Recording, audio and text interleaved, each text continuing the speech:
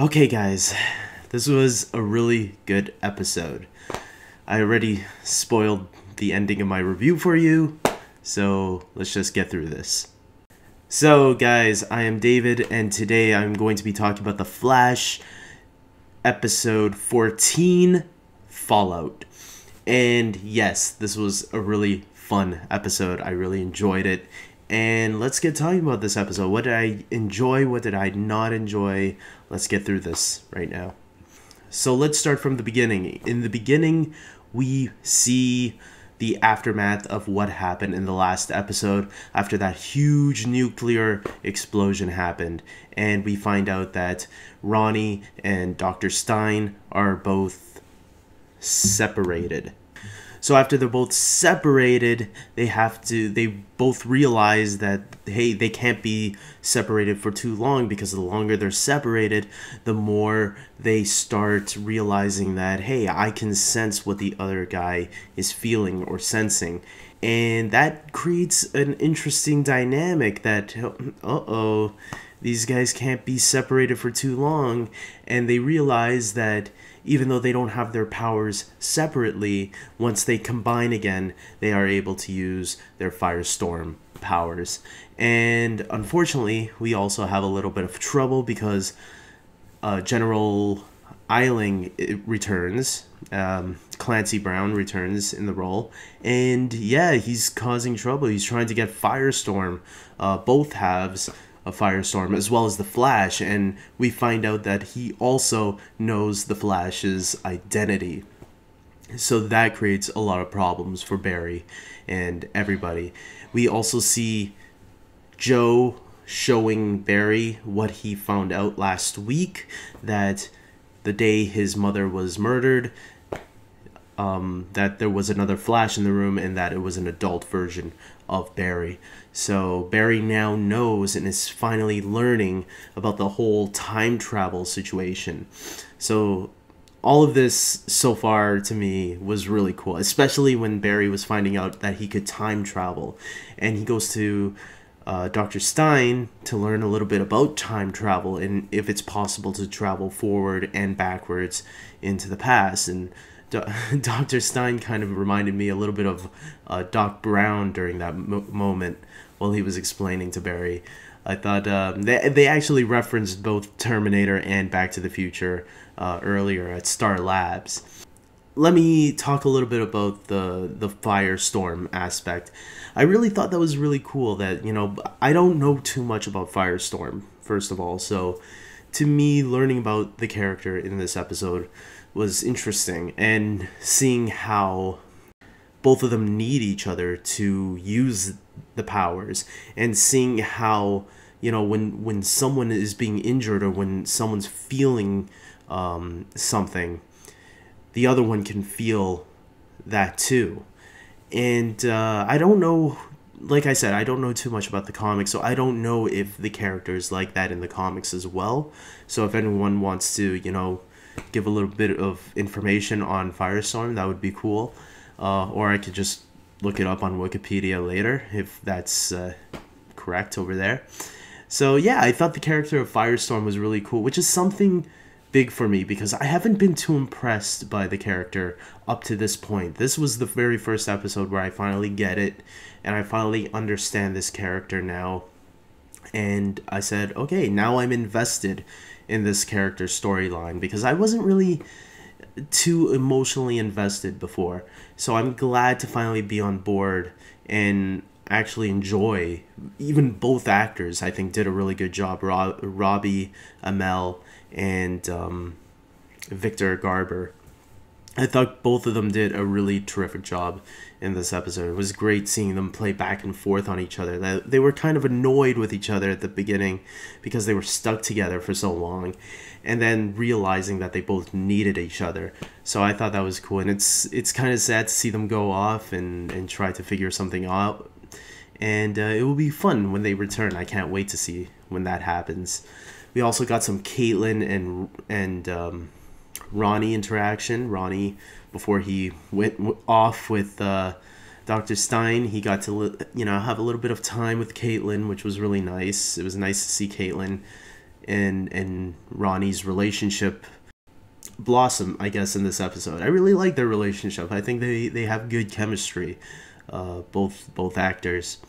We also got a little bit of Iris in this episode, who her new, I guess it's not her boss, but one of her co-workers, I guess, was trying to get her to look into Star Labs because he thinks there's some suspicions going on there, and Iris at first kind of brushes it off, but then she looks more into it, and now she's getting suspicious, and that's making me wonder, I wonder if she'll eventually find out that Barry is the Flash, and everything about Star Labs will come to frustration with her. Personally, I'm hoping she does find out Barry is the Flash, because I kind of like what the writers have done with Arrow, and I'm hoping they've been doing it with the Flash. I mean, everyone on the Flash practically knows who Barry is, except for Iris. Iris is the only one isolated. And the scene that bothered me a little bit was the part where she walked in and everybody, Joe, Caitlin, Ronnie, and Barry, are all trying to keep the secret from her. And she's like, it's awkward, and it's making me like, Joe knows all these people's secrets, but Iris doesn't know anything. She's like being excluded. She's not even part of the group, and it's kind of sad, and I think she should be included because I think it would bring a really new dynamic in the character. And personally, when I look at all these superhero shows, when I compare Iris to Lana from Smallville, or Barbara from Gotham, or even Laurel from Arrow, I think Iris is the best one so far of them all. But then again, I also liked Lana in the beginning from Smallville in the first 2 seasons. So if Iris continues to go the path of Lana, where, okay, she starts off likable at first, but then she can quickly turn into an annoying character later, I think finding out Barry's secret will probably make her more interesting. That's just me, though. As I said earlier, we also got the return of General Eiling, played by Clancy Brown, who, is awesome. And he definitely is a threat, and not one to be, he's pretty smart, because as soon as he saw the Flash, he already knew what to do. He had a trap for the Flash, that all those needles that came down, and I wasn't expecting that. So yeah, I mean, don't mess with this guy. But it looks like no one will have to worry about him, because if you saw that very tease at the end, oh my god. Right? We saw Gorilla Grodd, we saw Harrison Wells revealing his mask. I think we needed that, because I think we were all still kind of confused if Harrison Wells was the Reverse Flash or not. I think some people like myself were still kind of doubting it, even though, the actors said in interviews, and the producers also said, yes, he is the Reverse Flash, but they kind of hinted that there was going to be more with that. I think the ending here, at the little tease at the very end, kind of confirmed that, yes, Harrison Wells is the Reverse Flash. So, but that wasn't the only tease we got, because we also got to see Gorilla Grodd take his revenge on Eiling.